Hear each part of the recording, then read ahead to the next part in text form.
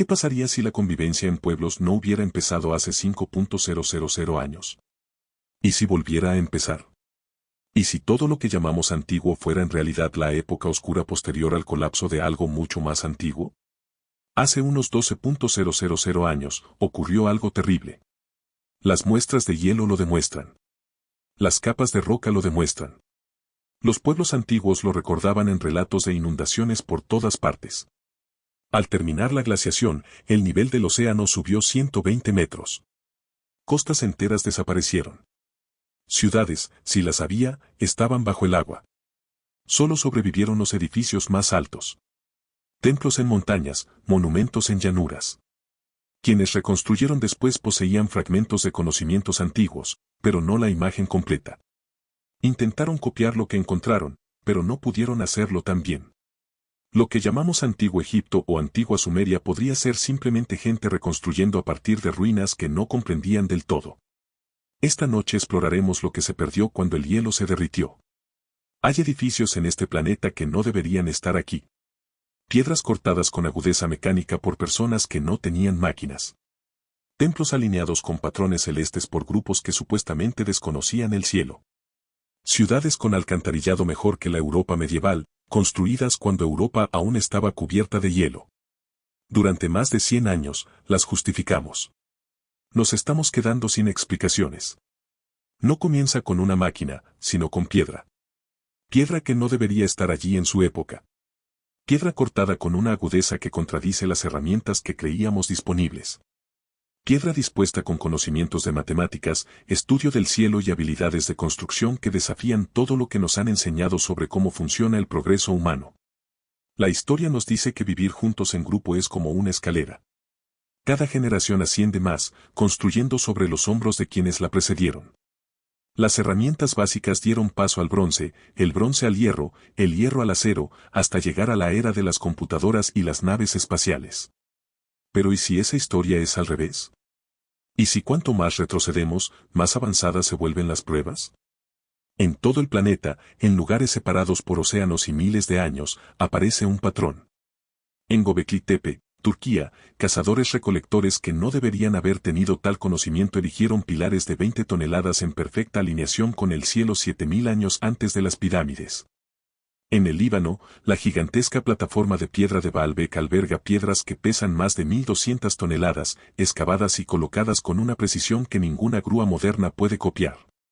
En los Andes, los muros de múltiples caras de Sacsayhuamán encajan tan perfectamente que la hoja de un cuchillo no puede deslizarse entre ellos sin herramientas de hierro ni ruedas. En la India, el templo de Kailasa fue excavado desde la ladera de una montaña como si la piedra fuera arcilla, removiendo 400.000 toneladas de roca sin un solo error de construcción. En la isla de Pascua, estatuas de 80 toneladas fueron trasladadas por todo el país utilizando métodos que los ingenieros modernos aún luchan por comprender. Estos no son mitos. Son monumentos medidos y cartografiados que se alzan contra nuestra línea de tiempo. Estos monumentos abarcan todas las tierras y desafían al tiempo mismo. Si estás listo para explorar estos misterios conmigo, suscríbete al canal y dale a me gusta. Ayuda a que esta historia llegue a otros que hacen las mismas preguntas y dejan un comentario. ¿Dónde estás ahora mismo mientras escuchas y qué hora es? Veamos qué tan lejos en el mundo llega este antiguo patrón esta noche. Durante más de 100 años, los científicos que estudian edificios antiguos explicaron estas cosas extrañas como excepciones. Impresionante, sí, pero finalmente el trabajo de grupos decididos que utilizan herramientas simples y un trabajo interminable. Pero a medida que las nuevas herramientas muestran lo que estaba oculto, esa explicación se vuelve más difícil de creer. El radar de visión terrestre encuentra habitaciones debajo de la esfinge que anteceden a los faraones. Los escáneres láser descubren enormes ciudades mayas enterradas bajo la jungla, mucho más grandes que cualquier cosa en el registro histórico. El mapeo de ondas de sonido muestra edificios en el fondo del océano frente a las costas de India y Japón, bajo el agua cuando los niveles del océano subieron al final de la última edad de hielo. Las imágenes espaciales rastrean antiguos sistemas fluviales bajo el Sáhara, regando tierras ahora vacías durante 10.000 años. Y junto a estos descubrimientos físicos, aparece algo más, un patrón en los mitos. Los egipcios hablaban de Sep Tepi, La primera época, una época de dioses y conocimiento que los faraones intentaron recuperar, no crear. Los sumerios hablaban de Oans, un ser que vino del mar para enseñarles escritura, matemáticas y derecho. Los pueblos de los Andes honraban a Viracocha, quien apareció después de un gran diluvio para reeducar la convivencia. Los mayas atribuían a Quetzalcóatl el haberles traído el estudio del cielo. En la India, Manú salvó el conocimiento del mundo a través del diluvio. Diferentes nombres, diferentes tierras, pero la misma historia. No lo inventamos, lo heredamos. ¿Y si dijeran la verdad? ¿Y si las herramientas que vemos, el afilado corte de la piedra, las alineaciones del cielo, los sistemas de agua, los edificios antisísmicos no fueran inventos de los primeros agricultores que probaron nuevas ideas, sino la recuperación de la memoria de algo más antiguo? Conocimiento transmitido de generación en generación que sobrevivió a un desastre que apenas conocemos. Empezando a comprender. El registro de rocas habla de tal evento. Hace unos 12.800 años, la Tierra experimentó un cambio repentino y terrible conocido como el Drías reciente. La evidencia sugiere un impacto espacial, tal vez un cometa que se desintegró al impactar la mitad norte. Las señales son claras. Capas de iridio y platino en las muestras de hielo de Groenlandia. Pequeños diamantes se formaron bajo presión extrema. Esferas de impacto de roca fundida se dispersaron por las tierras. Incendios forestales masivos arrasaron América del Norte. Las capas de hielo se desintegraron. El nivel del océano subió cientos de pies. La megafauna, mamuts, mastodontes, felinos dientes de sable, desaparecieron casi de la noche a la mañana. Y cuando el mundo se calmó, cuando las aguas de la inundación bajaron y los sobrevivientes salieron, comenzaron a construir. No refugios toscos, sino monumentos. No montones de piedra al azar, sino edificios alineados con las estrellas, construidos para resistir terremotos, diseñados con una agudeza matemática que no se redescubriría durante miles de años. La pregunta ya no es si los grupos antiguos tenían herramientas avanzadas. La prueba está tallada en montañas, erigida en tierras altas y planas, y alineada con el cielo. La pregunta es, ¿quién les enseñó? ¿Y por qué tantas de estas herramientas aparecen de repente, completamente formadas, como si se recordaran en lugar de inventarse? En el sureste de Turquía, en la cima de una colina que domina las llanuras circundantes, se encuentra la respuesta a cuando reapareció este conocimiento por primera vez. O quizás cuando fue tallado de nuevo en piedra. Pero para comprender lo que se construyó allí, primero debemos comprender lo que lo precedió. No el surgimiento de la convivencia, sino su silencio. Hace 14.000 años, la Tierra era un planeta diferente. Capas de hielo de 3 kilómetros de espesor cubrían América del Norte y el norte de Europa. Los niveles del océano eran 120 metros más bajos que hoy, exponiendo enormes llanuras costeras ahora sumergidas bajo las olas. Los mamuts lanudos pastaban en pastizales helados que se extendían desde España hasta Siberia. Los felinos dientes de sable cazaban junto a los humanos en bosques que luego se convertirían en desierto. El clima era estable. La megafauna prosperaba. Y entonces, en lo que equivale a un instante en el tiempo de la roca, todo cambió. A lo largo de Norteamérica, una estera negra de carbono marca el mismo momento en el tiempo.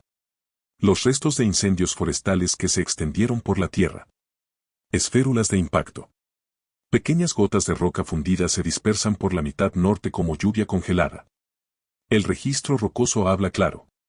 Algo del espacio, tal vez un cometa en ruptura, explotó por encima o golpeó las capas de hielo del norte. El clima respondió con una velocidad aterradora. Las temperaturas bajaron. El periodo que siguió se conoce como el Drías reciente, llamado así por una flor silvestre del Ártico que aparece repentinamente en el registro fósil cuando los bosques dieron paso a pastizales congelados. En una sola vida humana, el hielo volvió a avanzar. Los lagos de hielo reventaron sus bordes, enviando muros de agua a través de las tierras. Los niveles del océano subieron a medida que las capas de hielo se desmoronaban, ahogando asentamientos costeros bajo cientos de pies de océano. La megafauna, animales que habían sobrevivido durante millones de años, desapareció en un abrir y cerrar de ojos geológico. Mamuts, mastodontes, perezosos terrestres gigantes, felinos dientes de sable, desaparecidos. Si alguien no hubiera vivido, tendría historias que contar. Y así fue. A lo largo del planeta, separados por océanos y miles de años, grupos conservaron el mismo recuerdo. En la antigua Sumeria, los dioses advirtieron a Utnapishtim que construyera un barco y llevara la semilla de todos los seres vivos antes de que las aguas subieran y se tragaran el mundo. En la India, el primer hombre, Manu, salvó a la humanidad atando su barco al cuerno de un pez divino mientras el diluvio se tragaba la tierra. En los Andes, el dios Viracocha emergió del lago Titicaca tras la bajada de las aguas para recrear la convivencia a partir de arcilla. Entre los Hopi de Norteamérica, la abuela araña guió a los supervivientes a cuevas subterráneas hasta que las aguas se retiraron. Diferentes idiomas, diferentes símbolos, el mismo patrón: destrucción, supervivencia, renacimiento. Durante siglos, los eruditos descartaron estas historias como mitología, bellas quizás, pero desconectadas de la historia real. Pero a medida que aumentaba la evidencia rocosa, la línea entre el mito y la memoria comenzó a difuminarse. ¿Y si estas no fueran historias con lecciones o moralejas? ¿Y si fueran recuerdos colectivos de eventos reales transmitidos de generación en generación hasta consolidarse como una historia sagrada? Los mitos del diluvio no solo riman entre sí, riman con la ciencia. Y en medio de ese desastre, en medio de la crecida de las aguas, la extinción de especies y el colapso del hielo, ocurrió algo asombroso. El diseño sobrevivió. Después de tanta destrucción, ¿por qué la construcción avanzada aparece tan pronto en el registro de excavaciones? ¿Por qué los grandes edificios más antiguos conocidos no muestran un intento tosco, sino una terminación fluida? ¿Por qué el conocimiento parece llegar completamente formado como si hubiera estado esperando en la oscuridad a que el mundo se asentara lo suficiente como para recibirlo de nuevo? La respuesta comienza en un lugar que no se suponía que estuviera allí. Göbekli Tepe se encuentra en una cresta de piedra caliza en el sureste de Turquía, con vistas a las llanuras donde más tarde nacería la agricultura. Cuando el científico alemán Klaus Schmer comenzó a excavar el sitio en 1995, esperando encontrar un cementerio medieval. Lo que descubrió, en cambio, reescribió la cronología de la convivencia humana. La datación por radiocarbono situó la construcción del sitio alrededor del 9600 a.C., hace unos 11.600 años. Para ilustrarlo, se construyó más de 7000 años antes de la Gran Pirámide, 6000 años antes de Stonehenge y al menos 5000 años antes de la invención de la escritura. Quienes levantaron estas piedras eran cazadores-recolectores. Carecían de agricultura, cerámica, asentamientos permanentes y animales domesticados, salvo el perro. Según todo lo que creíamos saber sobre cómo evoluciona la convivencia en la actualidad, deberían haber vivido en campamentos temporales, siguiendo manadas de animales y utilizando herramientas de piedra para tareas sencillas. En cambio, construyeron un conjunto de templos que contradice cualquier explicación sencilla. Enormes pilares en forma de T, algunos de entre 10 y 20 toneladas de peso, se alzan dispuestos en anillos en la cima de la colina. Están cubiertos de tallados detallados. Zorros, buitres, serpientes, escorpiones, jabalíes y símbolos extraños cuyos significados siguen siendo desconocidos. La habilidad es asombrosa: ángulos agudos, superficies lisas, diseño planificado. Un estudio informático de la disposición del sitio sugiere que varios anillos se alinean con el grupo estelar Cygnus, tal como habría aparecido en el borde del cielo alrededor del año 10.000 a.C. Otros edificios podrían coincidir con Orión, el mismo patrón estelar que luego se repitió en la disposición de las pirámides de Egipto. Estas no fueron colocaciones accidentales. Esto fue planeado, calculado, conocido. Pero esto es lo que hace que Göbekli Tepe sea realmente imposible. Surgió antes de todo lo que conectamos con la convivencia. Ninguna granja alimentó a los trabajadores que desenterraron y movieron estas piedras. Ninguna ciudad las albergó. Ningún rey las comandó. Y, sin embargo, organizaron el trabajo a una escala que no debería haber sido posible. Mover piedras gigantes sin ruedas, sin herramientas de metal, sin animales de trabajo, solo manos humanas, cuerdas y un conocimiento que apenas podemos reconstruir hoy. Klaus Schmidt, quien dedicó los últimos 20 años de su vida al sitio antes de su muerte en 2014, lo llamó una catedral en la colina. No un hogar, ni un fuerte, sino un lugar de reunión y ritual, donde grupos dispersos de cazadores-recolectores se unieron para construir algo que trascendía la supervivencia, un lugar para el recuerdo. Y cuando terminaron, cuando la piedra se alineó con las estrellas y las tallas salvaron a sus animales sagrados, hicieron algo aún más extraño. La enterraron con cuidado, a propósito, no por abandono ni por amontonamiento natural, sino mediante un relleno planificado. Miles de toneladas de tierra y escombros se utilizaron para cubrir los anillos, sellándolos como si los constructores estuvieran protegiendo algo o cerrando un capítulo que no soportaban dejar abierto. ¿Por qué? Las teorías varían. Algunos científicos creen que fue un entierro sagrado, una forma de salvar el poder del sitio alejándolo del mundo de los vivos. Otros sugieren que fue una respuesta a eventos terribles, un final simbólico de una época que había terminado en incendios e inundaciones. Quizás fueron ambas cosas. Quizás los sobrevivientes que construyeron Göbekli Tepe llevaban recuerdos de lo perdido. Y cuando alzaron esas piedras en alineación con el cielo, no estaban inventando una nueva forma de ver el cosmos. Lo estaban recuperando. Quizás la convivencia no comenzó aquí. Quizás la convivencia se estaba recordando aquí. Si eso es cierto, entonces Göbekli Tepe no es el punto de partida. Es un eco, un monumento erigido por personas que aún sabían lo que el cielo había significado para sus antepasados, que aún conservaban fragmentos de formas, estudio del cielo y propósito sagrado a través de la oscuridad cientos de años después del desastre. Y si los cazadores, justo después de la edad de hielo, pudieron alzar Göbekli Tepe con tanta agudeza, tanto conocimiento, tan perfecta alineación con el cielo, ¿qué más recordaban? ¿Por qué aparecen patrones similares en Egipto, donde las pirámides se alinean con el cinturón de Orión y los faraones afirmaban estar recuperando la sabiduría de una época anterior? ¿Por qué Baalbek, en el Líbano, alberga piedras que pesan más de 1000 toneladas, colocadas con una proximidad que a los ingenieros modernos les cuesta conseguir? ¿Por qué las múltiples paredes de los Andes encajan como rompecabezas tridimensionales sin pegamento ni planos? ¿Por qué el Valle del Indo muestra la planificación urbana mejor que cualquier otra cosa en Europa durante los siguientes 4000 años? ¿Por qué la isla de Pascua, única en el Pacífico, muestra reglas de construcción que no deberían haberse entendido sin matemáticas formales? ¿Por qué todos estos sitios separados por miles de kilómetros y grupos supuestamente desconectados parecen ecos del mismo plano olvidado? La respuesta puede no residir en un solo grupo perdido que vive junto, sino en algo más profundo. Memoria heredada.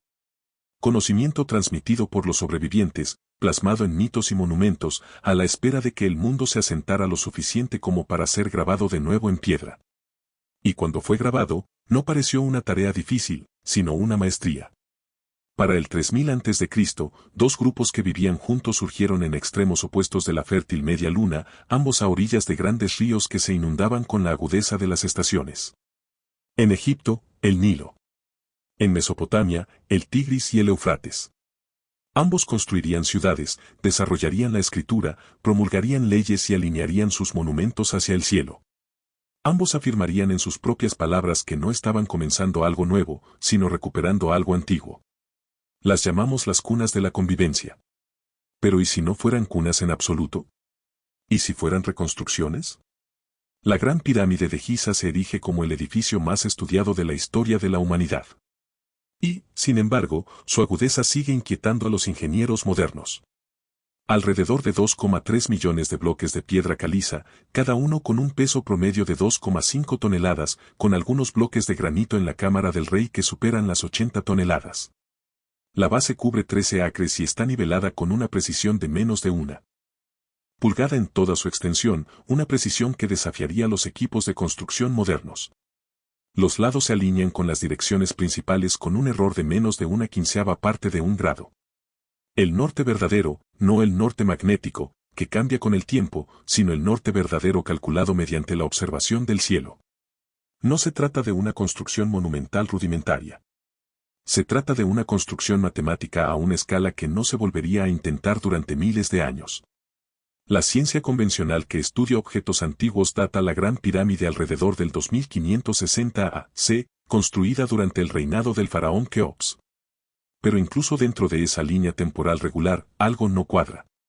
La pirámide aparece en la cuarta dinastía, a principios de la historia egipcia, y representa un nivel de construcción que los propios egipcios nunca alcanzaron.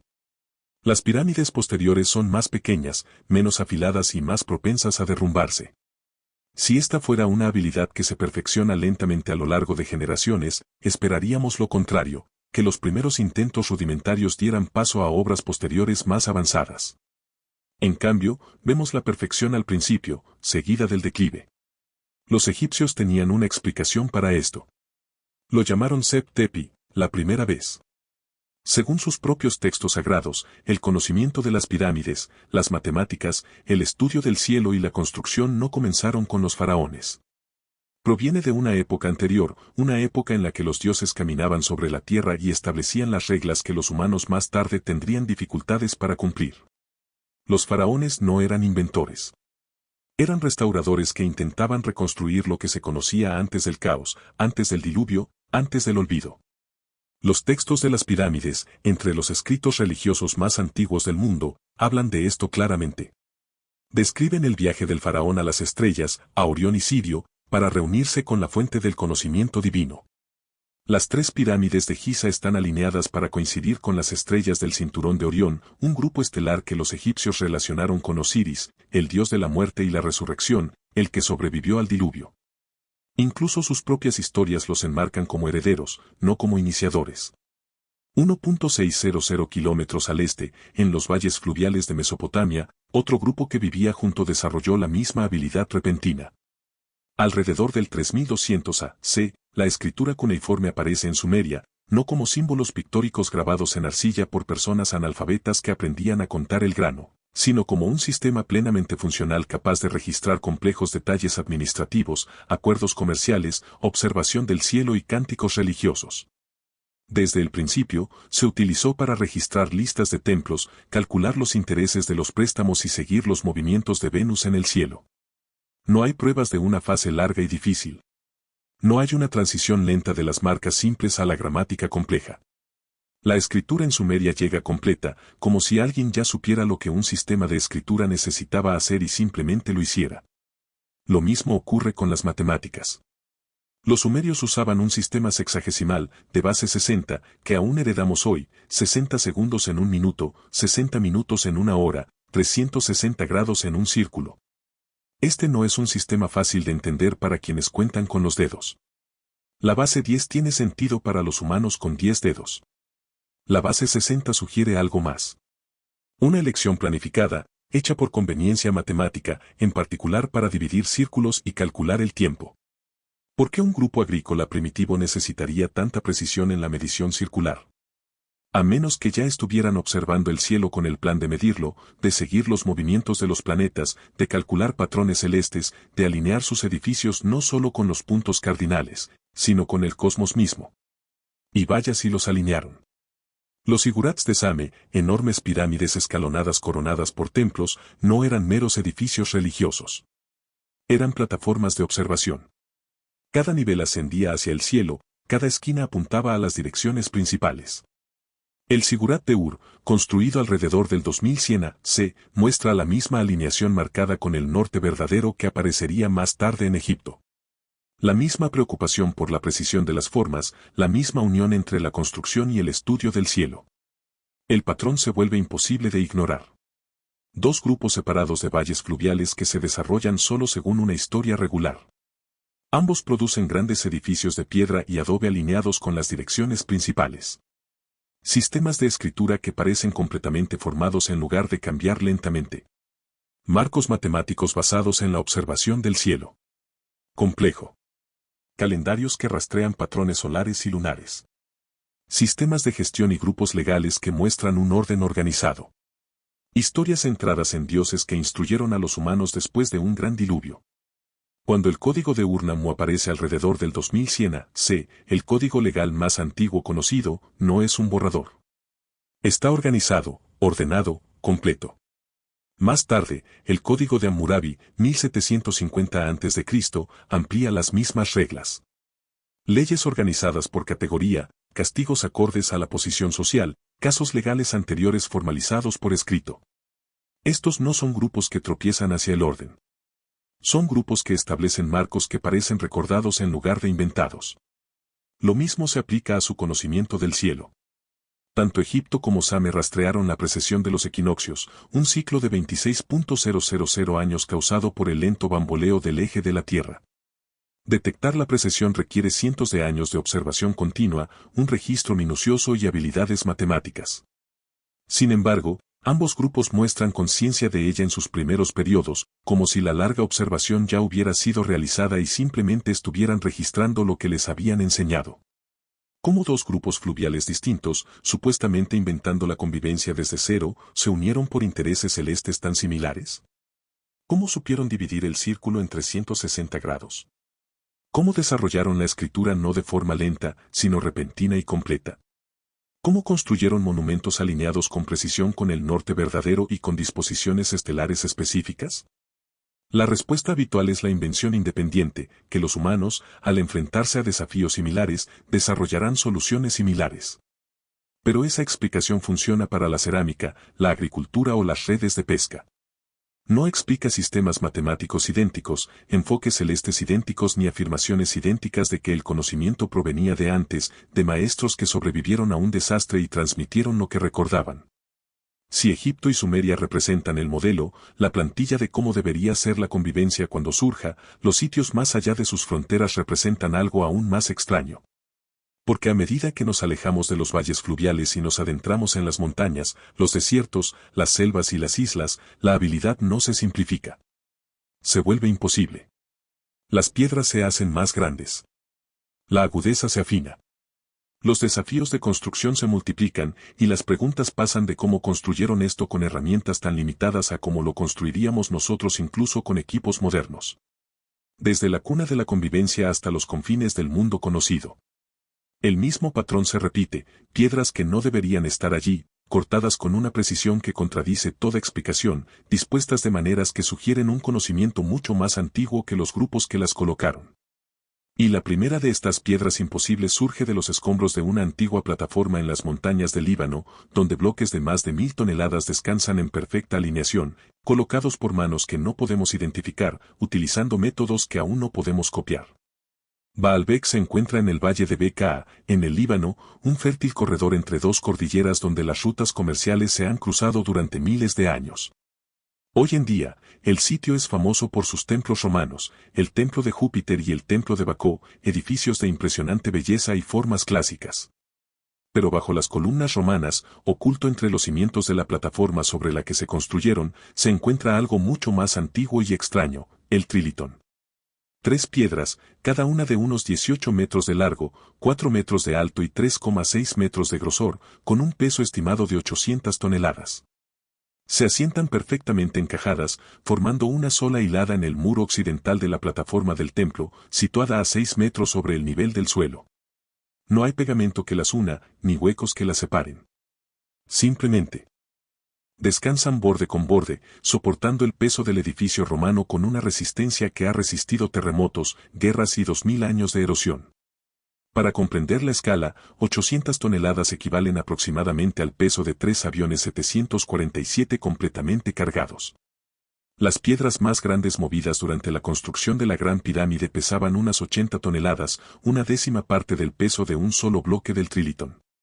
Las grúas modernas diseñadas para levantar objetos pesados suelen tener una capacidad máxima de entre 200 y 300 toneladas y requieren un terreno cuidadosamente preparado, estabilización hidráulica y equipos de ingenieros que calculen la distribución de la carga con precisión. Sin embargo, alguien excavó estas piedras de un sitio a 400 metros de distancia, las movió por un terreno irregular, las elevó 6 metros de altura y las colocó con una precisión que aún se mantiene firme. Y esas ni siquiera son las piedras más grandes de Baalbek. En el mismo lugar de la excavación, aún adherido al lecho rocoso, se encuentra un bloque conocido como la piedra de la mujer embarazada, estimado en 1000 toneladas. Cerca se encuentra otra piedra descubierta en 2014, cuyo peso se midió en unas 1650 toneladas, lo que la convierte en la piedra tallada más grande jamás registrada. Fue moldeada, sus bordes definidos, sus superficies alisadas, y luego se dejó como si los constructores se hubieran detenido a mitad del proyecto y nunca hubieran regresado.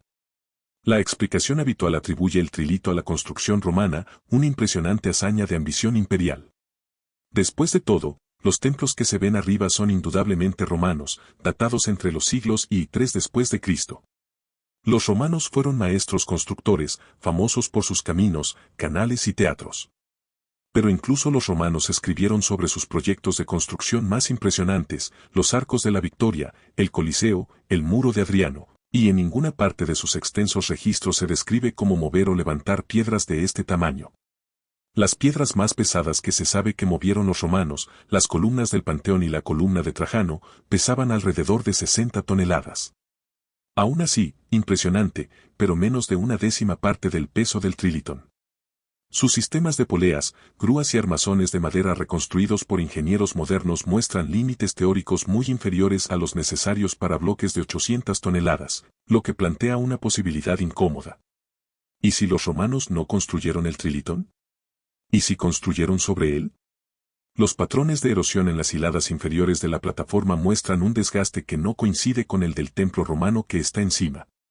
Las enormes piedras de cimentación parecen más desgastadas, lo que sugiere una exposición a la intemperie durante un periodo mucho más prolongado, antes de la construcción de los edificios romanos. Algunos investigadores han sugerido que los romanos, al llegar a un sitio ya sagrado y construido, simplemente reutilizaron lo encontrado, erigiendo sus templos sobre cimientos colocados por manos desconocidas, para fines que se perdieron en el tiempo.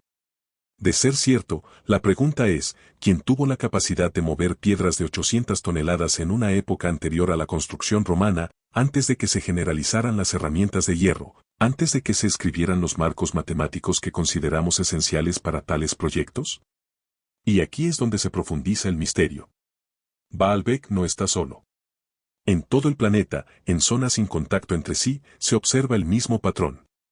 Piedras ciclópeas, bloques tan masivos que parecen pertenecer a una escala de construcción diferente. Encajados con una precisión imposible, a menudo en zonas propensas a terremotos.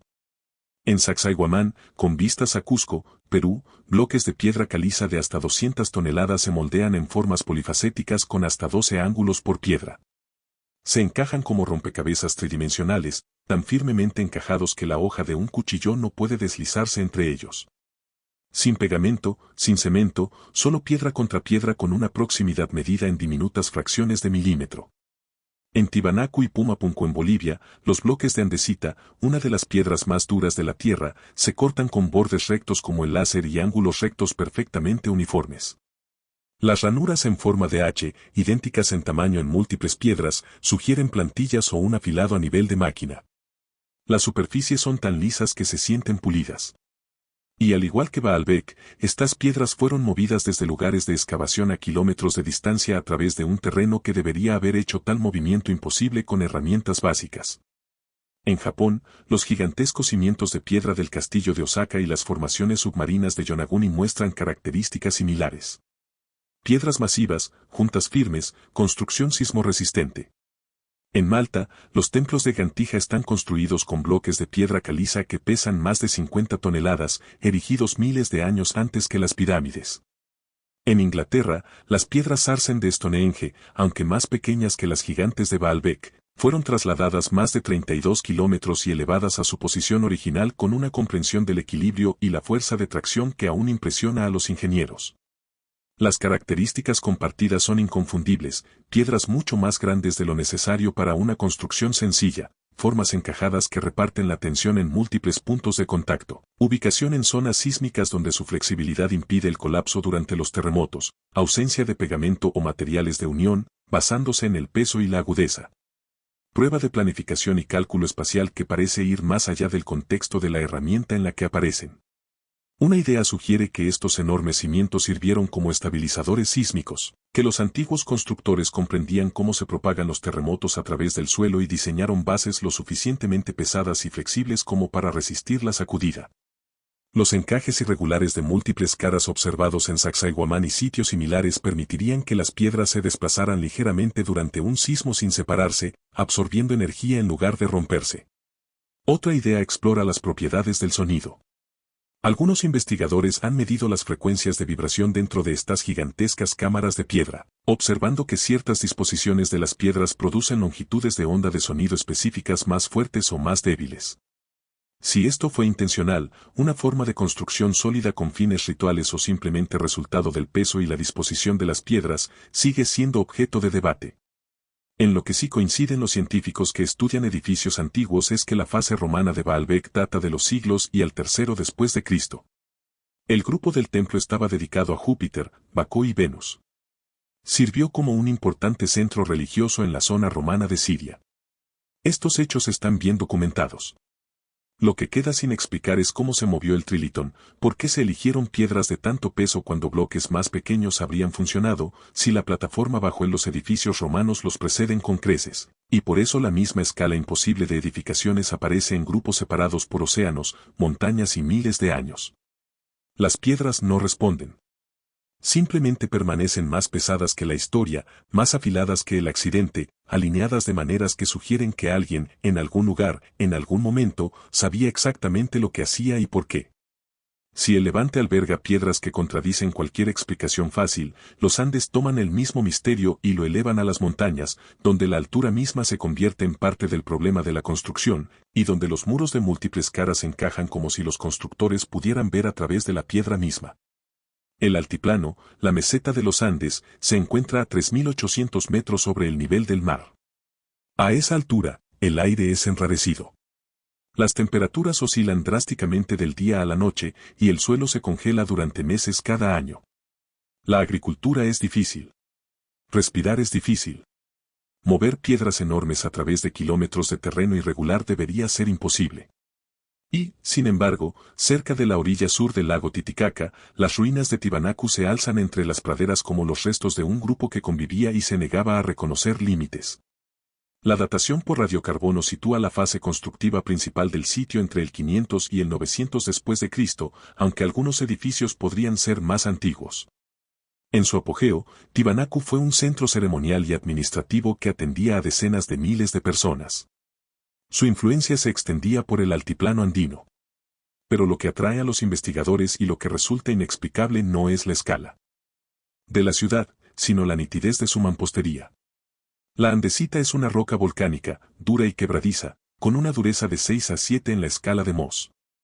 Moldearla con herramientas de bronce o cobre, los metales disponibles para los grupos andinos precolombinos, debería producir superficies rugosas e irregulares. Lo que encontramos, en cambio, en sitios como Pumapunku, una sección del grupo Tiwanaku, son piedras cortadas con una precisión que da la impresión de estar hechas a mano. Ranuras en forma de H idénticas en varios bloques, talladas con una correspondencia perfecta. Ángulos rectos medidos con minúsculas fracciones de grado. Superficies pulidas, lisas como si se hubieran pulido a máquina. Canales empotrados y protuberancias de bloqueo diseñadas para encajar en 3 dimensiones, requiriendo no solo habilidad, sino también cálculo espacial, la capacidad de visualizar cómo se conectaría cada pieza antes de comenzar el corte. Algunos investigadores argumentan que la nitidez sugiere el uso de herramientas de medición avanzadas o plantillas, posiblemente con rejillas de cuerda y unidades estándar de longitud. Otros señalan pruebas de herramientas de piedra más duras, martillos de basalto o diorita, combinados con materiales ásperos como arena y agua para desgastar lentamente la andesita. La construcción de prueba ha demostrado que estos métodos pueden producir superficies lisas y bordes rectos, aunque el tiempo y el trabajo necesarios serían asombrosos. Lo que permanece sin explicación es la uniformidad. Una piedra perfectamente cortada podría ser fruto de la paciencia y la habilidad. Docenas de ellas, cortadas con especificaciones idénticas, encajadas en disposiciones complejas, sugieren algo más. Conocimiento organizado, posiblemente transmitido de generación en generación de artesanos que entendían las formas no como una simple teoría, sino como práctica. Y luego está la habilidad de construcción. En Tiwanaku, científicos que estudian edificios antiguos descubrieron algo inesperado, abrazaderas de bronce. Pequeñas piezas de metal con la forma de la letra y se insertaban en ranuras talladas en las piedras vecinas. Se vertía bronce fundido en los canales, uniendo los bloques a medida que el metal se enfriaba y endurecía. Esto no es decorativo. Es un soporte de construcción, una forma temprana de lo que los ingenieros modernos reconocerían como refuerzo por tracción. La piedra es resistente a la compresión, pero débil a la tracción. Resiste el aplastamiento, pero se agrieta fácilmente al separarse. Al unir los bloques con metal, los constructores crearon un edificio combinado que podía flexionarse ligeramente bajo tensión sin separarse. En una región donde los terremotos son frecuentes y violentos, esto no es un diseño accidental. Es construcción sísmica. La misma regla aparece cientos de kilómetros al norte, en el corazón del imperio inca, aunque ejecutada con mayor fluidez. En Sacsayhuamán, la enorme fortaleza que domina Cusco, bloques de piedra caliza de hasta 200 toneladas se ensamblan en patrones multifacéticos tan detallados que parecen imposibles sin modelado por computadora. Cada piedra tiene entre 3 y 12 caras de contacto. Cada cara está cortada para coincidir con los ángulos irregulares de las vecinas con tal precisión que las juntas parecen casi soldadas. Sin pegamento ni cemento, solo piedra contra piedra, unidas por la gravedad y la perfección de la forma. Al pasar la mano por las juntas, las encontrará más apretadas que las uniones en la mampostería moderna. Si intenta insertar una cuchilla entre los bloques, no encajará. Los conquistadores españoles que se toparon con estos muros en el siglo XVI creían que eran obra de demonios o gigantes. Ninguna mano humana, pensaban, podría lograr tal precisión. Pero los incas sí lo lograron. La pregunta es cómo, y aún más importante, ¿por qué? Científicos de terremotos modernos han estudiado estos muros de múltiples caras y han descubierto algo extraordinario. Sus uniones irregulares los hacen extremadamente resistentes a los terremotos. Cuando las ondas sísmicas atraviesan el suelo, los bloques rectangulares regulares tienden a cortarse a lo largo de sus bordes rectos, creando puntos de ruptura. Los bloques de múltiples caras, en cambio, comparten la tensión en múltiples ángulos. Las piedras pueden moverse mínimamente durante un terremoto, absorbiendo y distribuyendo energía sin romperse. Los incas construyeron en una de las zonas con mayor actividad sísmica de la Tierra, a lo largo del anillo de fuego del Pacífico, donde la placa de Nazca se desliza bajo la placa sudamericana, lo que genera terremotos frecuentes y potentes. Cusco ha sido sacudido por grandes terremotos a lo largo de la historia, en 1650, 1950 y 1986. Y mientras los edificios coloniales españoles se derrumbaban, los muros incas permanecían en pie. No fue suerte. Fue conocimiento. El mismo edificio de múltiples caras aparece en Ollantaytambo, Pisac y Machu Picchu. Todas ellas son asísmicas, todas construidas con la misma atención a la integración de las formas. El patrón sugiere que los constructores andinos comprendían la distribución de tensiones, los movimientos de carga y el comportamiento de la piedra bajo las fuerzas sísmicas. Ya sea que este conocimiento provenga de la observación directa, viendo cómo los terremotos dañaban edificios antiguos y mejorando sus métodos, o de reglas heredadas de pueblos anteriores, el resultado es el mismo, una construcción que anticipa el desastre y construye para sobrevivirlo. Pero la piedra no fue el único material que los grupos andinos dominaron. También construyeron la tierra misma. En las altas llanuras que rodean Tiwanaku, científicos que estudian edificios antiguos han cartografiado los restos de Baru Baru, campos de cultivo elevados rodeados de canales llenos de agua. A primera vista, parecen un desperdicio, cediendo tierra cultivable a las zanjas. Pero el sistema es brillante. Durante el día, el agua de los canales absorbe el calor del sol. Por la noche, cuando las temperaturas en el altiplano pueden descender por debajo del punto de congelación, el agua libera ese calor almacenado, creando una pequeña zona climática que protege los cultivos de las heladas. Los lechos elevados aseguran el drenaje, evitando que las raíces se encharquen durante la temporada de lluvias. Algas y plantas acuáticas crecen en los canales, que se excavan regularmente y se esparcen por los campos como fertilizante rico en nutrientes. Cuando los investigadores reconstruyeron estos sistemas y los pusieron en funcionamiento en 1982, descubrieron que la producción de papa aumentó entre un 50% y un 100% en comparación con los métodos modernos. Una técnica milenaria superó a la agricultura moderna en el mismo entorno. Los incas ampliaron esta técnica con terrazas, laderas talladas transformadas en campos escalonados que controlaban la erosión, captaban el agua de lluvia y creaban docenas de pequeñas zonas climáticas diferentes en una sola pendiente. Cada nivel de terraza podía cultivar diferentes cultivos adaptados a sus condiciones específicas de temperatura y humedad, multiplicando eficazmente la capacidad productiva de la tierra. No se trata de ensayo y error. Se trata de pensamiento sistémico, una comprensión de la ciencia del agua, la ciencia del calor y las ciencias de la naturaleza integrada en el diseño de edificios. Y luego está el sonido. En el templo Kalasasaya de Tiwanaku, una plataforma elevada rodeada de menhires, los investigadores del sonido han medido propiedades de vibración inusuales. Ciertas frecuencias se intensifican dentro del recinto, mientras que otras se silencian. Algunos estudiosos han sugerido que la separación y el peso de las piedras crean una especie de cámara de sonido, posiblemente utilizada para cánticos rituales o música ceremonial.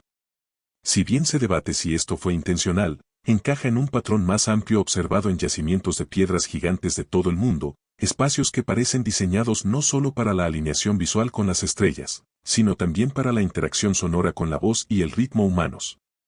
El sonido es energía. La vibración es la amplificación de esa energía a frecuencias específicas. Si los constructores antiguos comprendían que la piedra podía afinarse, que el peso, la forma y la separación podían filtrar y concentrar la vibración, entonces su habilidad no se limitaba a lo mecánico. Era completa, integrando la construcción, el entorno, el estudio del cielo y la experiencia humana en un pensamiento de diseño unificado. La verdadera habilidad antigua puede no haber sido las máquinas, sino el dominio de las formas, de la vibración, de cómo la energía se mueve a través de la materia y cómo los humanos se mueven por el espacio. El patrón se mantiene. En Egipto, la alineación con las estrellas y las direcciones principales. En Sumeria, las matemáticas y la cronometración. En Baalbek, piedras demasiado grandes para los métodos de elevación conocidos. En los Andes, muros antisísmicos, sistemas agrícolas que se adaptan al clima en lugar de contra él, y espacios acústicos que quizás hayan fortalecido los rituales y la memoria. Tierras separadas, materiales diferentes, las mismas reglas básicas. Observar el entorno, comprender sus fuerzas, construir en armonía con lo incontrolable y plasmar ese conocimiento en edificios diseñados para perdurar en el olvido. Los constructores andinos adaptaron sus edificios a la realidad sísmica, el aire enrarecido, las temperaturas extremas y los movimientos del cielo. No conquistaron la naturaleza. Aprendieron su lenguaje y le respondieron. En piedra, agua y tierra. Y no estaban solos en este enfoque. Al otro lado del océano, en un valle fluvial que se convertiría en la cuna de uno de los grupos urbanos más avanzados de la historia, la gente construía ciudades donde el agua fluía por cada calle y donde las formas dictaban no solo templos, sino pueblos enteros. El grupo del Valle del Indo, que convivía en conjunto, surgió alrededor del 3300 AC en lo que hoy es Pakistán y el noroeste de la India, a lo largo de las fértiles llanuras aluviales del río Indo y sus afluentes. Para el 2600 a.C., en el apogeo de su desarrollo, cubría un área mayor que la del antiguo Egipto y Mesopotamia juntos, incluyendo más de 1000 asentamientos. Sin embargo, a pesar de su escala, sigue siendo uno de los imperios más tranquilos de la historia. No hay grandes palacios, ni reyes guerreros grabados en piedra, ni escrituras de victoria que celebren la conquista. Lo que dejó, en cambio, fue algo más extraño. Ciudades tan sensatamente planificadas, tan organizadas que parecen menos el crecimiento natural de los asentamientos humanos y más planos hechos con precisión planificada. Al recorrer las ruinas de Mohenjo-Daro o Harappa, lo primero que se observa es la cuadrícula. Las calles se cruzan en ángulo recto, dividiendo la ciudad en manzanas rectangulares. Las avenidas principales discurren de norte a sur y de este a oeste, alineadas con las direcciones principales con la misma precisión que se observa en Egipto y Sumeria. Los edificios están construidos con ladrillos estándar, no de tamaños aleatorios, sino de tamaños uniformes siguiendo una proporción nítida de 1, 2, 4, grosor, anchura y longitud. Miles y miles de ladrillos, todos siguiendo la misma relación matemática. Esto no es casualidad. Es control de calidad a escala industrial. Pero la verdadera genialidad de las ciudades del Indo reside bajo las calles. Cada asentamiento importante contaba con un sistema de alcantarillado cubierto. No se trataba de zanjas abiertas ni fosas sépticas, sino de redes de drenaje construidas con tuberías de arcilla, cámaras de inspección y pozos de absorción. Las aguas residuales de las viviendas particulares fluían por canales construidos en los muros, conectando con el alcantarillado principal que discurría por debajo de las calles, con pendiente para un mejor flujo, y desembocaba fuera de los límites de la ciudad. Cada casa contaba con plataformas de baño con desagües. Los pozos públicos proporcionaban agua limpia. El agua potable y la residual se mantenían estrictamente separadas. Comparemos esto con la Europa medieval, donde los orinales se vaciaban en las calles y las alcantarillas abiertas propiciaban la peste. Compárese con el Londres de la década de 1850, cuando el Gran Hedor obligó al Parlamento a abordar finalmente el hecho de que los desechos de la ciudad fluían directamente al Támesis. El Valle del Indo había resuelto estos problemas 4000 años antes, y lo hicieron sin una escritura legible. La escritura del Indo sigue siendo uno de los grandes misterios del estudio de las construcciones antiguas. Encontrada en miles de sellos, piezas de cerámica y tablillas, consiste en símbolos pictóricos, animales, símbolos de formas y figuras humanas dispuestas en secuencias cortas. A pesar de décadas de esfuerzo, nadie ha logrado descifrarla. Desconocemos qué idioma representa. No sabemos si se trata de un sistema de escritura completo o de una forma de notación simbólica. Lo que sí sabemos es que se utilizaba para el comercio, la gestión y, posiblemente, para fines rituales. Los sellos muestran pesos y medidas estándar, otra señal de orden organizado. Las mismas unidades de peso aparecen en todo el grupo que convivía, desde la costa de Gujarat hasta las tierras altas de Punjab, lo que sugiere un control central o acuerdos ampliamente aceptados. Sin embargo, no existen grandes escritos, listas de reyes ni muros de templos cubiertos con las hazañas de los gobernantes. El Valle del Indo se gobernaba a sí mismo no mediante el culto a la personalidad, sino mediante sistemas, infraestructura estándar, trazados urbanos predecibles y marcos de habilidades compartidas. Esta ausencia de una jerarquía obvia desconcierta a los científicos que estudian los edificios antiguos. ¿Dónde están los palacios, las armas, los almacenes y las murallas de las fortalezas que caracterizan la convivencia de otros grupos de la Edad del Bronce?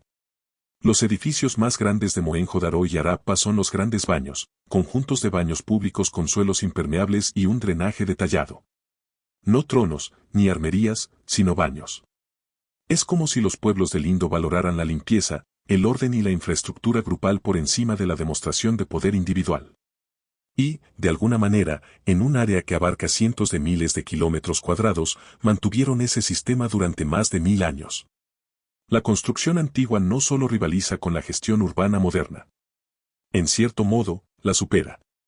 Cuando los ingenieros británicos inspeccionaron la región por primera vez en el siglo XIX, sin saberlo, utilizaron miles de ladrillos del Valle del Indo como piedras de ferrocarril, perfectamente cocidos, perfectamente moldeados, aún utilizables después de 4000 años.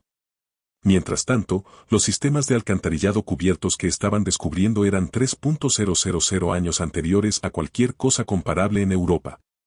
Las ciudades del Indo no solo funcionaban. Se mejoraron, se alinearon para captar los vientos comunes y el flujo de aire, se diseñaron con calles anchas para facilitar el movimiento y el comercio, se construyeron teniendo en cuenta el control de inundaciones, elevando las plataformas por encima de los niveles de agua estacionales. Cada elemento tenía un propósito, y cada propósito demostraba una comprensión de la ciencia del agua, las formas, salud pública y planificación ambiental. ¿Cómo logra un grupo que convive en comunidad este nivel de habilidad tan temprano en el registro de excavaciones? ¿Dónde está la fase de prueba? Las ciudades fallidas con drenaje deficiente y muros derrumbados. Deberían estar allí.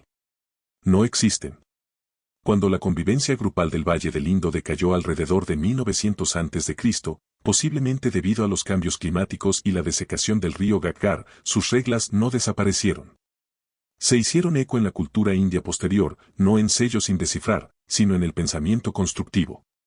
Vastusastra, la antigua ciencia india de la construcción, establece reglas formales que parecen continuas con la planificación del Indo, señalando direcciones principales, la coincidencia de formas, la unión de edificios con flujos de energía natural. Las formas sagradas no son solo decoración. Son un marco para alinear los edificios humanos con el orden cósmico. La proporción áurea, la raíz cuadrada de 2, el progreso de la coincidencia de tamaños, todo aparece en textos que describen cómo deben organizarse los templos, las casas y las ciudades. Algunos eruditos sugieren que esto representa la continuidad del grupo, una transmisión del pensamiento espacial desde los pueblos del Indo, a través de la tradición oral, hasta las reglas clásicas de construcción hindúes. Ya sea herencia directa o desarrollo paralelo, el resultado es el mismo, un pensamiento constructivo que trata las formas como sagradas y los edificios como intermediarios entre la tierra y el cielo. Y en ningún otro lugar se expresa este pensamiento con mayor audacia que en Ellora. El templo de Kailasa, excavado en los acantilados de basalto de Ellora en el siglo VIII después de Cristo, contradice toda suposición razonable sobre la construcción premoderna. No fue construido. Fue excavado. Los constructores comenzaron en la cima del acantilado y excavaron hacia abajo, retirando aproximadamente 400.000 toneladas de roca para crear un templo independiente dentro de un patio en forma de herradura. El edificio se eleva más de 30 metros de altura, tiene una longitud de 48 metros e incluye esculturas detalladas, salas con pilares, pabellones de varios pisos y un enorme santuario central, todo tallado en una única pared rocosa continua. No se excavaron ni ensamblaron bloques. No se movieron piedras. Todo el grupo fue retirado de la montaña como si la piedra fuera arcilla y los constructores pudieran simplemente retirar lo que no necesitaran. La nitidez requerida es asombrosa. Si tallas demasiado, un pilar se derrumba. Si calculas mal la capacidad de carga de un techo, toda la cámara se derrumba. Si cometes un error en la planificación del espacio, las secciones no se alinean. No hay margen para el ensayo y error cuando se trabaja a la inversa. Cuando cada corte es permanente y cada error no se puede deshacer. Sin embargo, el templo de Kailasa no muestra fallas de construcción importantes. No hay correcciones obvias ni intentos olvidados. Los tallados coinciden. Los tamaños coinciden. Los canales de drenaje alejan el agua de lluvia de las áreas débiles. Alguien planeó esto en 3 dimensiones, en su mente o en algún medio ahora perdido, y lo hizo con tal exactitud que el edificio ha permanecido en pie durante 12 siglos. ¿Cómo lo imaginaron? ¿Cómo midieron la remoción de cientos de miles de toneladas de piedra para asegurar que lo que quedaba se sostuviera por sí mismo? Los ingenieros modernos tienen dificultades para explicar el método de planificación. Algunos sugieren el uso de maquetas detalladas. Otros apuntan a la tradición de los Shilpa Shastras, antiguos manuales de construcción que proporcionaban proporciones y tamaños precisos. Pero incluso con manuales, el salto de la teoría a la práctica es impresionante. El templo de Kailasa no es solo una construcción. Es una prueba de concepto. Prueba de que los antiguos constructores pensaban en sistemas, calculaban en el espacio y comprendían las fuerzas de la construcción a un nivel que aún nos resulta difícil de reconstruir. Desde las ciudades planificadas del Indo, donde las formas gobernaban las calles y el agua fluía donde debía, hasta la imposibilidad de excavar en la roca de Kailasa, donde una montaña se convirtió en un templo al ser removida. La India muestra el mismo patrón que se observa en Egipto, Sumeria, los Andes y Baalbek. Conocimiento que parece completo, sistemas que funcionan de inmediato y una construcción que parece heredada en lugar de inventada. Mientras la India tallaba montañas y planificaba ciudades según leyes de forma más antiguas que sus textos, otro mundo al otro lado del océano construía pirámides que también funcionaban como calendarios, templos que cantaban al tacto y miradores celestes que seguían a Venus con una precisión que no se igualaría en Europa hasta el Renacimiento. En las selvas de la península de Yucatán, donde la piedra caliza se disuelve en sumideros y los ríos corren bajo tierra a través de cavernas excavadas por miles de años de lluvia, los mayas construyeron ciudades que plasmaron el tiempo mismo en piedra. En Chichén Itzá, la pirámide conocida como el Castillo, el templo de Kukulcán, realiza un juego de luz 2 veces al año que se asemeja menos a un edificio y más a un teatro celestial. Durante los equinoccios de primavera y otoño, a medida que el sol se esconde en el horizonte, las sombras proyectadas por los bordes escalonados de la pirámide crean la imagen de una serpiente deslizándose por la escalera norte. 7 triángulos de luz y sombra forman el cuerpo, que termina en la cabeza de serpiente tallada en el base. Durante unos 45 minutos, el efecto se mantiene, una serpenteante luz que conecta el cielo con la tierra, antes de que el ángulo del sol cambie y la imagen se disuelva. Esto no es casualidad. La pirámide tiene 9 niveles de terrazas, cada uno dividido por una escalera, creando exactamente las formas necesarias para crear el patrón de sombras en el equinoccio. Los constructores tuvieron que comprender no solo la trayectoria anual del Sol, sino también el ángulo exacto de la luz en épocas específicas del año, la altura y profundidad de cada terraza y la orientación del edificio hacia el norte verdadero. Pero la nitidez de la pirámide no se limita a la luz. Párate en la base del castillo y aplaude con fuerza. El eco que regresa no suena como un aplauso. Suena como el canto de un pájaro, específicamente el canto del quetzal, un ave sagrada para los mayas y conectada con el mismísimo Kukulcán.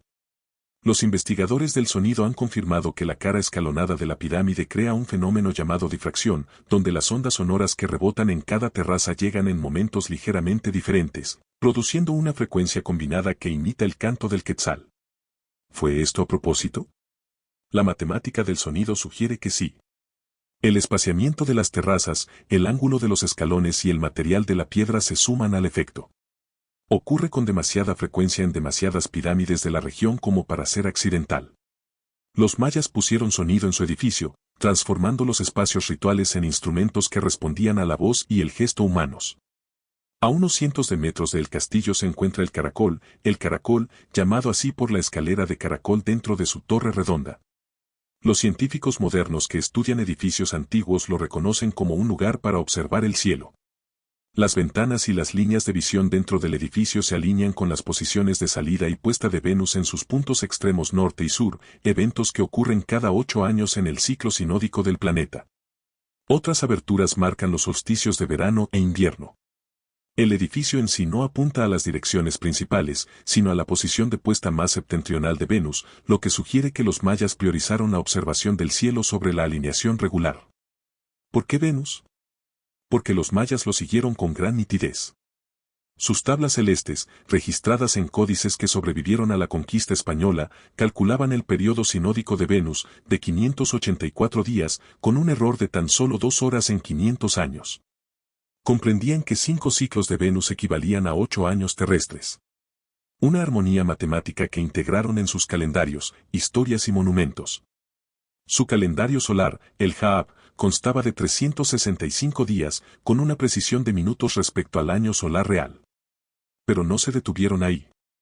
También utilizaron el Tzolk'in, un calendario ritual de 260 días, y la cuenta larga, un conteo continuo de días que registraba el tiempo desde un punto de partida basado en la historia en el 3114 a.C.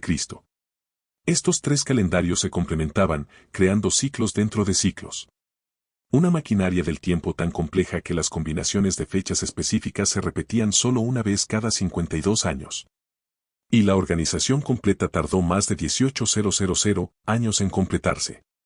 Esto no es cronometraje básico. Es un estudio matemático del cielo tan avanzado que los sacerdotes españoles que lo conocieron en el siglo XVI apenas podían comprender sus detalles. Y mientras los mayas cartografiaban los cielos, también dominaban la tierra bajo sus pies. La península de Yucatán carece de ríos superficiales. La lluvia desaparece casi de inmediato en el karst poroso de piedra caliza, fluyendo a través de sistemas de cuevas subterráneas hasta el mar. Para que cualquier grupo que viva unido sobreviva aquí, la gestión del agua se convierte en la supervivencia misma. Los mayas respondieron con construcciones adaptadas exactamente a su entorno. Construyeron embalses para captar las lluvias estacionales, los recubrieron con yeso para evitar filtraciones y construyeron sistemas de filtración con capas de arena y grava. Identificaron sumideros naturales, cenotes, y construyeron asentamientos a su alrededor. Donde no existían cenotes, excavaron canales artificiales para dirigir la escorrentía hacia sistemas de almacenamiento. En Tikal, una de las ciudades mayas más grandes, los científicos que estudian los edificios antiguos han cartografiado una red detallada de canales, presas y embalses capaces de sustentar a decenas de miles de personas durante la estación seca. El sistema requería la construcción de presas, el cálculo de pendientes, la gestión de los caudales y la prevención de la erosión, todo ello en un paisaje donde un solo error de cálculo podía significar sequía y hambruna. Al oeste, en el Valle de México, los aztecas llevaron la construcción hidráulica a extremos aún mayores. Tenochtitlán, la capital azteca, se construyó en una isla en medio de un lago poco profundo, el lago de Texcoco. Para cuando los españoles llegaron en 1519, era una de las ciudades más grandes del mundo, con más de 200.000 habitantes, atravesada por canales y conectada al continente por enormes calzadas. El lago era salobre e imbebible. Los aztecas solucionaron este problema con acueductos que traían agua dulce de manantiales a kilómetros de distancia, a través de canales de piedra elevados que cruzaban el lago. Construyeron diques para separar las zonas de agua dulce y salada, controlando las inundaciones y preservando la calidad del agua. Y transformaron el lecho poco profundo del lago en tierras de cultivo utilizando chinampas, islas artificiales construidas con capas de barro, vegetación y juncos tejidos. Las chinampas eran maravillas agrícolas, ancladas al fondo del lago con sauces cuyas raíces sujetaban firmemente el suelo. Proporcionaban espacio de cultivo durante todo el año. Los canales entre ellas ofrecían riego, transporte de cosas y una fuente de lodo rico en nutrientes que los agricultores excavaban regularmente y esparcían en los campos. Estudios modernos estiman que el cultivo de chinampas producía hasta 7 cosechas al año, alimentando una densidad de población que rivalizaba o superaba a las ciudades europeas modernas. Cuando Hernán Cortés vio por primera vez Tenochtitlán, la comparó con Venecia. Pero Venecia no se alimentaba de sus canales. Los aztecas sí. Y aquí, en las selvas y lagos de Mesoamérica, surge de nuevo el giro de la trama. Los mismos números, los mismos códigos celestes, las mismas formas sagradas que aparecieron en Egipto, Same y el Valle del Indo reaparecen en el lado opuesto del planeta. Precesión. El bamboleo de 26.000 años del eje de la Tierra aparece en la mitología maya y los cálculos del calendario. Las alineaciones solares marcan equinoccios y solsticios en Chichén Itzá, Monte Albán y Teotihuacán, al igual que en Stonehenge, Newgrange y las pirámides de Giza. La división del círculo en 360 grados. El uso de la proporción áurea en el tamaño de los edificios.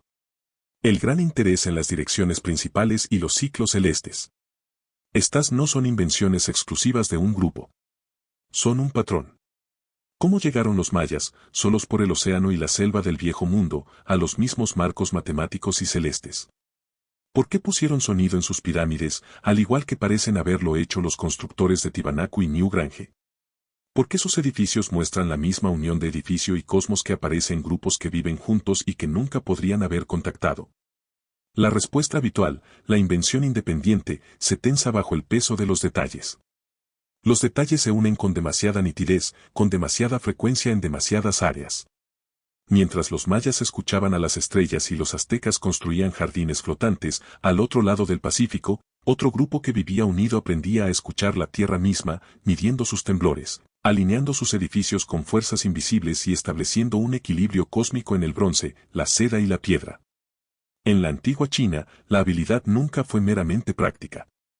Era cósmica, una expresión de la creencia de que el cielo, la tierra y la humanidad existían en un equilibrio cambiante y que las herramientas, los edificios y el conocimiento estaban destinados a armonizar con fuerzas superiores a ellos mismos. Este pensamiento produjo inventos que parecen contradictorios, instrumentos de precisión diseñados para medir lo invisible, máquinas diseñadas para reflejar los movimientos del cosmos y sistemas de conocimiento que trataban los campos magnéticos, las ondas sísmicas y los ciclos celestes como partes de una realidad unificada. En el año 132 después de Cristo, durante la dinastía Han, el erudito Zhang Geng presentó a la corte imperial un dispositivo sin precedentes, una vasija de bronce de casi 2 metros de diámetro, decorada con 8 cabezas de dragón, cada una con una bola de bronce en sus fauces. Debajo de cada dragón se sentaba un sapo de bronce, con la boca abierta, esperando. Zhang Geng lo llamó Hofeng Didong Ji, el instrumento para medir los vientos estacionales y los movimientos de la Tierra. Nosotros lo llamamos el primer sismoscopio. Cuando ocurría un terremoto, incluso a cientos de kilómetros de distancia, el dispositivo lo detectaba. Un mecanismo de péndulo dentro del recipiente, finamente equilibrado y suspendido, oscilaba en la dirección de las ondas sísmicas. Este movimiento activaba una palanca que liberaba una de las bolas de bronce, que caía en la boca del sapo correspondiente con un sonido agudo, indicando la dirección de la perturbación. Los registros históricos describen un momento en que el sismoscopio soltó una bola, pero nadie en la capital sintió el terremoto.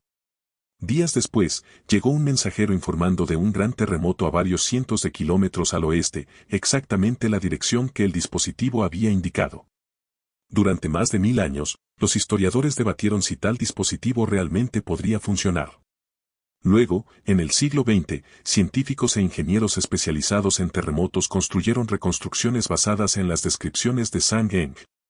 La regla es sólida, un péndulo dentro de una cámara vibratoria, adaptado para responder a frecuencias específicas del movimiento del suelo, puede detectar terremotos distantes antes de que los sentidos humanos los registren. El diseño funciona, pero esto es lo que importa. Zhang Geng no inventó la ciencia sísmica. La organizó. Su dispositivo sugiere una larga tradición de observar terremotos, comprender su propagación direccional y reconocer que la Tierra misma habla a través de temblores si se sabe escuchar. Incluso antes, los chinos habían aprendido a escuchar la atracción invisible del campo magnético terrestre. Las primeras brújulas no se usaban para viajar por mar. Se usaban para el Feng Shui, el arte de alinear los edificios con el flujo de Li, la energía vital que se creía que se movía a través de paisajes, montañas y ríos. Una cuchara de piedra imán magnetizada, colocada sobre una placa de bronce pulido con marcas direccionales, giraba para señalar sur. Esto permitió a los geománticos señalar tumbas, templos y hogares en armonía con las direcciones principales y la forma del terreno circundante. La primera referencia escrita a tal dispositivo aparece en textos del siglo IV a.C. Aunque la práctica puede ser más antigua. Durante cientos de años, la brújula siguió siendo una herramienta de alineación cósmica, no de viaje. Solo más tarde, en el siglo XI después de Cristo, los marineros chinos comenzaron a usar brújulas magnéticas para viajar por mar, una habilidad que eventualmente se extendería al mundo islámico y luego a Europa, transformando la exploración global. Pero la prioridad revela algo importante. Los chinos se encontraron con el magnetismo no como una curiosidad, sino como una fuerza que debía incorporarse a una cosmovisión donde el cielo y la tierra eran imágenes especulares y donde las construcciones humanas debían mostrar el orden del cielo. En el año 105 después de Cristo, Cai Lun, un funcionario de la corte Han, estandarizó la producción de papel a partir de corteza de morera, cáñamo y trapos. El papel ya existía en formas más toscas antes de él, pero Cai Lun mejoró el proceso, creando un material lo suficientemente ligero como para transportarlo, lo suficientemente suave como para escribir en él y lo suficientemente económico como para producirlo a gran escala. El resultado fue una explosión de alfabetización y registro de datos. En siglos, el papel reemplazó a las tiras de bambú y la seda como principal medio de escritura. El conocimiento que había sido costoso de conservar se volvió accesible. Las bibliotecas se expandieron. Los grupos de gestión se volvieron más eficientes. Las observaciones científicas, las tablas celestes, los registros históricos y los tratados de pensamiento se multiplicaron. El papel no era solo un medio. Era un amplificador de la cultura, permitiendo que las ideas se difundieran más rápido y más lejos que nunca. Mientras tanto, en los laboratorios de los alquimistas taoístas que buscaban el elixir de la vida eterna, surgió otro descubrimiento. Este mucho más explosivo. Para el siglo IX después de Cristo, los experimentos con azufre, carbón vegetal y salitre produjeron woyao, medicina del fuego. Lo llamamos pólvora. Inicialmente, se utilizó para exhibiciones. Fuegos artificiales, bengalas y exhibiciones rituales destinadas a alejar a los malos espíritus durante los festivales. El repentino destello y el trueno eran un teatro cósmico que reflejaba el poder del rayo y el trueno, fuerzas conectadas con el juicio celestial. Solo más tarde, los ingenieros militares lo convirtieron en arma, creando lanzas de fuego, bombas y cohetes. Ambos inventos, el papel y la pólvora, llegaron no mediante un proceso de ensayo y error gradual, sino como sistemas fluidos. La química de la pólvora, el proceso de fabricación del papel. Ambos aparecen en los registros históricos ya en funcionamiento, ya mejorados, lo que sugiere largos periodos de prueba que ya no podemos rastrear. Y luego están las máquinas que reflejaban los cielos. Esferas armilares, anillos de bronce dispuestos para representar el ecuador celeste. La eclíptica y el meridiano permitieron a los científicos celestes chinos modelar los movimientos de estrellas y planetas. Estos ya no eran diagramas, sino instrumentos de cálculo utilizados para predecir eclipses, seguir solsticios y observar conjunciones planetarias con notable precisión. Para el siglo XI, el ingeniero Susón construyó un reloj celeste impulsado por agua de más de 9 metros de altura. Combinaba una esfera armilar con un globo celeste y un sistema de cronometraje mecanizado impulsado por una rueda hidráulica con mecanismo de escape, un dispositivo que controlaba el flujo de agua para garantizar un movimiento constante. Cada cuarto de hora, el mecanismo avanzaba, moviendo figuras de madera para tocar campanas y tambores, anunciando la hora en armonía con las estrellas. No se trataba de un reloj en el sentido moderno, marcando segundos abstractos. Era una máquina cósmica que sincronizaba el tiempo humano con el tiempo celestial, mostrando la regla de que el cielo y la tierra se movían como un solo sistema de sincronización. Los historiadores modernos de la ciencia reconocen el reloj de Susón como precursor de la relojería mecánica en Europa, aunque surgió cientos de años antes. Pero dentro de la cosmología china, era algo más. Una demostración de que las reglas que rigen las estrellas podían reproducirse en bronce y agua, de que la inteligencia humana podía reflejar la estructura del universo. Las habilidades aparecen plenamente formadas, no como prototipos toscos. El sismoscopio, la brújula, el papel, la pólvora, el reloj celeste, cada uno llega a los registros históricos ya avanzados, ya en funcionamiento. La habilidad china nunca se separó del pensamiento. El sismoscopio no solo detectaba terremotos. Mantenía la conexión del emperador con el mandato celestial observando las perturbaciones cósmicas. La brújula alineaba las moradas humanas con las fuerzas universales. El reloj celeste sincronizaba los rituales con los cielos. Incluso la pólvora, antes de convertirse en arma, era una herramienta para la exhibición cósmica. Esta es una habilidad completa. La construcción es inseparable de la cosmología. Herramientas diseñadas no solo para resolver problemas, sino para armonizar la acción humana con patrones invisibles. Desde la alineación de Egipto con Orión, pasando por las matemáticas de base 60 de Sumeria, hasta las tablas de Venus de los mayas y los instrumentos chinos para medir lo invisible, el mismo impulso se repite. La creencia de que el conocimiento no se inventa de la nada, sino que se recupera, se extrae de la observación de ciclos más grandes que las vidas individuales, se coloca en edificios y sistemas destinados a sobrevivir al olvido. Mientras China medía los temblores de la tierra y modelaba el cielo en bronce y agua, allá en el Pacífico, una isla, la gente movía montañas con canciones, trasladando estatuas de 80 toneladas por paisajes vacíos usando solo cuerdas, ritmo y una comprensión del equilibrio que los ingenieros modernos apenas están comenzando a reconstruir. La isla de Pascua, Rapa Nui para sus habitantes, es uno de los lugares más solitarios de la Tierra. La tierra habitada más cercana se encuentra a más de 1.200 millas de distancia. Es una mota volcánica en la vasta vacuidad del Pacífico. Apenas 64 millas cuadradas de hierba y piedra azotadas por el viento. Y, sin embargo, en esta remota isla, los colonos polinesios tallaron casi 900 estatuas de toba volcánica. Algunos superaban los 9 metros de altura y pesaban hasta 80 toneladas. Los moais, como se les llama, no se erigían en el mismo lugar donde fueron tallados. Se trasladaban, a veces a kilómetros de distancia del lugar de excavación en Rano Raraku, a plataformas ceremoniales en los límites de la isla. Durante décadas, se supuso que las estatuas se arrastraban sobre trineos o rodillos de madera, lo que requería una enorme fuerza de trabajo y grandes cantidades de madera. Pero experimentos realizados en las décadas de 1980 y 2010 revelaron algo sorprendente. Es posible que las estatuas se movieran en posición vertical, caminando por el paisaje. Atando cuerdas a la cabeza y la base de la estatua, pequeños equipos de personas, a veces menos de 20, podían mecer el moai hacia adelante con un movimiento rítmico de lado a lado. El centro de gravedad de la estatua, cuidadosamente calculado en su diseño, le permitía pivotar sobre su base redondeada sin caerse. Paso a paso, coordinadas mediante cánticos y ritmo, las estatuas avanzaban por el suelo como enormes marionetas de piedra. Piedras imposibles se movían sin árboles, sin ruedas, sin animales de trabajo, solo con la coordinación humana, la comprensión práctica de la física y el ritmo como herramienta de sincronización. Los desafíos de la isla eran extremos. Para cuando los exploradores europeos llegaron en 1722, Rapa Nui había sido deforestada casi por completo. Si fue por el uso excesivo, la sequía o la ingestión de semillas de palma por parte de las ratas, sigue siendo un tema de debate. Sin árboles grandes, los isleños no tenían madera para embarcaciones capaces de hacer largas travesías, ni madera para rodillos o trineos en las cantidades que las teorías anteriores exigían. Y, sin embargo, las estatuas se habían movido. Las plataformas se habían construido. La isla había albergado una población de miles de personas. La solución no residía en la escala de la fábrica, sino en el conocimiento, la comprensión, el apalancamiento, el equilibrio y la física del movimiento tan estrechamente que la fuerza bruta se volvió innecesaria.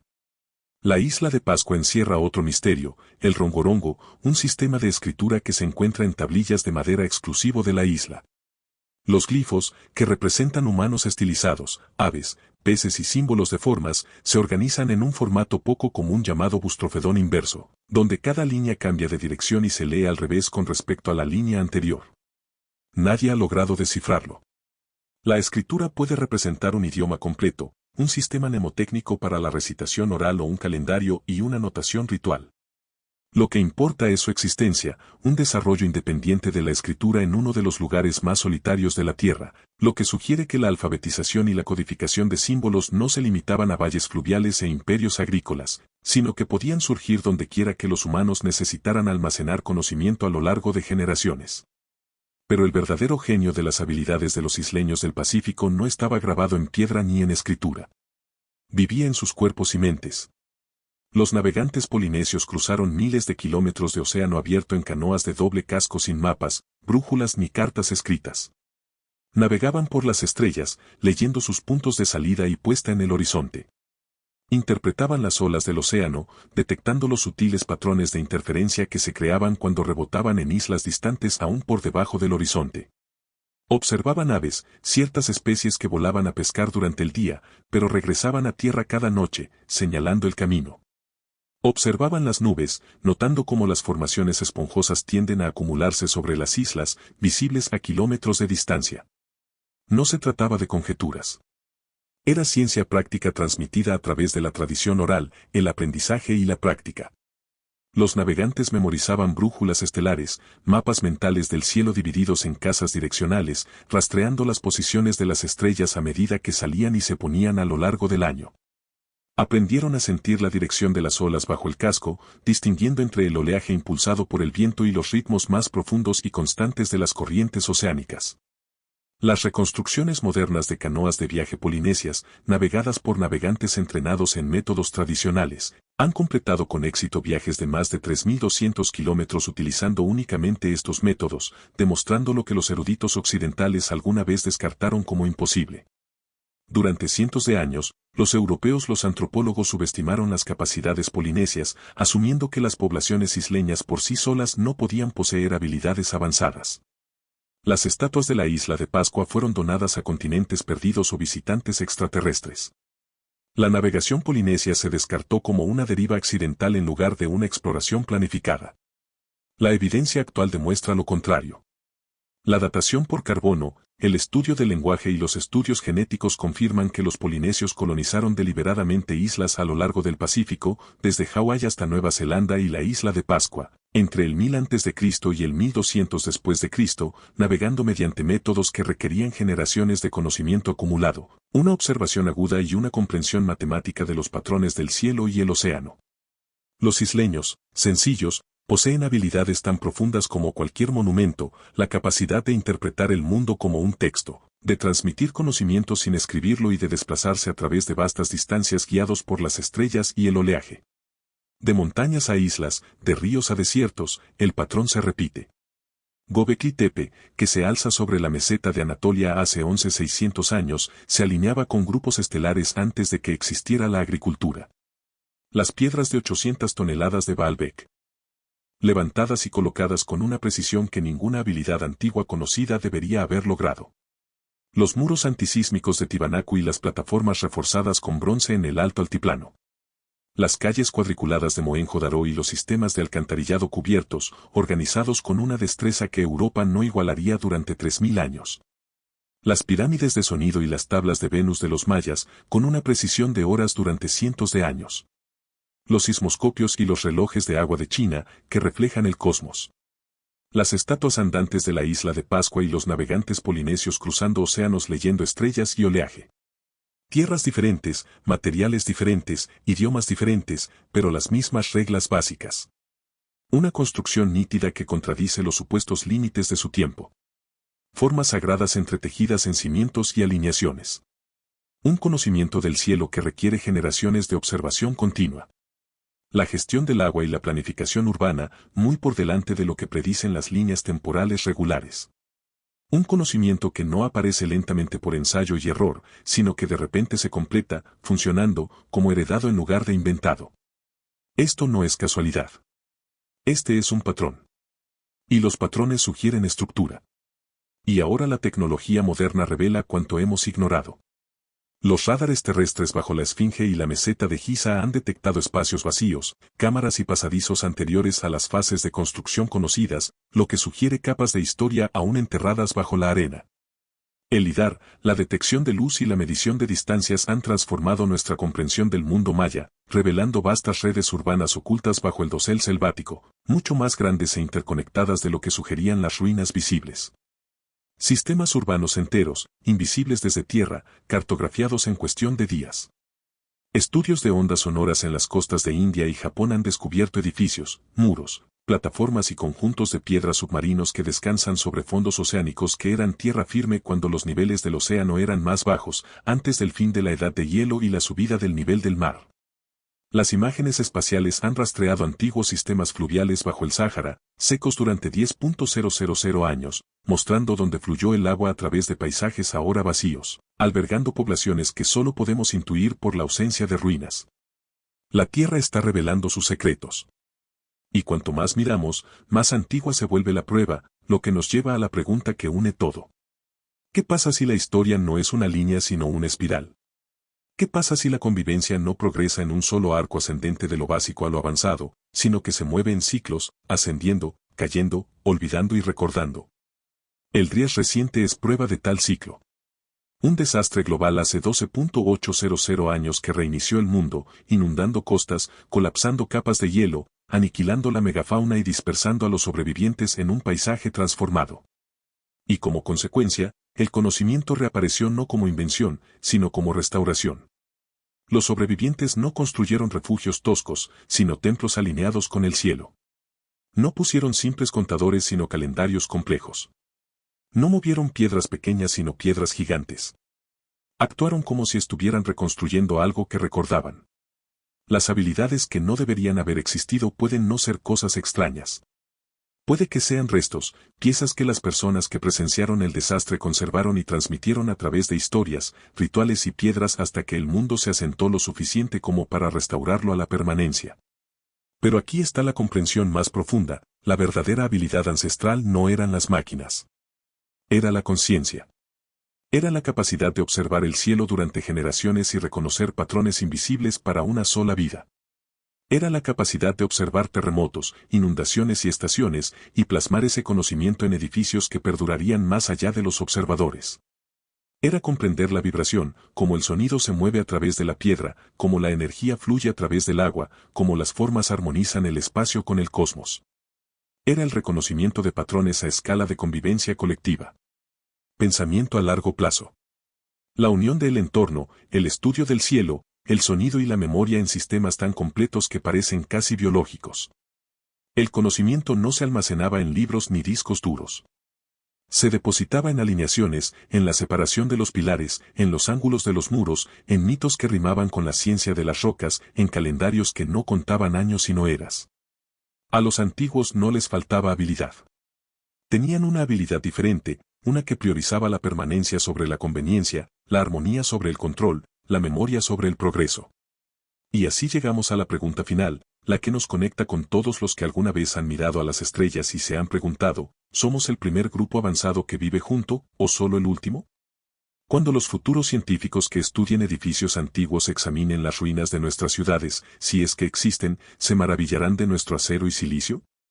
Se preguntarán cómo construimos torres tan altas, cómo movimos la información tan rápido, cómo dividimos átomos y secuenciamos genomas.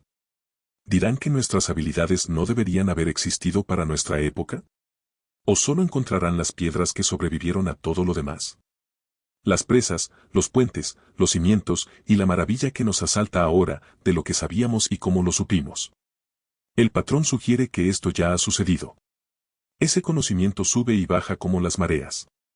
Que olvidar es tan inevitable como recordar, que no estamos ascendiendo hacia una cumbre final, sino recorriendo una espiral que se curva sobre sí misma. Cada grupo viviendo junto, recorriendo los pasos de quienes nos precedieron. Cada uno creyéndose el primero. Quizás las ruinas que estudiamos no sean restos de lo básico, sino reflejos de nosotros mismos en otra época, constructores que también observaron las estrellas, que también buscaron dejar algo permanente, que también creyeron que su conocimiento perduraría. Así que esta noche, donde quiera que estés, en una ciudad de acero y luz, o bajo un cielo aún lo suficientemente oscuro como para ver las estrellas, considera esto. ¿Desde dónde estás escuchando esta noche? ¿Y en qué ciclo de la historia crees haber despertado?